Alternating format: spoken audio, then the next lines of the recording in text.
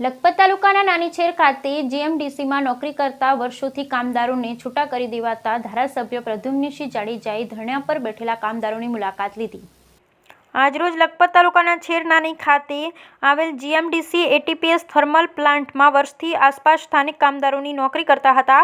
તેઓને કંપની દ્વારા છૂટા કરી નાખતા ઉપવાસ પર બેઠક સ્થાનિક કામદારોની અબડાસાના ધારાસભ્ય પ્રદ્યુમ્નસિંહ જાડેજા સાહેબે મુલાકાત લીધી।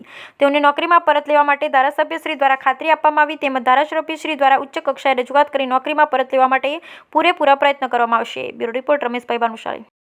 एक महीनाથી અહીંયા હડતાલ પર બેઠેલ છીએ। અમને જીએમડીસી એક મહિને પહેલાં કાઢી મૂક્યા હતા। અહીંથી 20 વર્ષથી અમે નોકરી કરીએ છીએ। અમારી રોજીરોટી ખોવાઈ ગઈ છે, જેથી કરીને અમારા ધારાસભ્યશ્રી પધારેલ છે, અમારા વડીલો અહીંના પધારેલ છે। એ લોકોએ અમને આશ્વાસન આપ્યું તમને ફરીથી નોકરીમાં જીએમડીસી પાસે રખાવી લેશો, આ અમને ગેરંટી પણ આપી છે અને એ અમારી લડત કરશે, જેના કરે અમે હવે શાંતિથી બેઠા છીએ।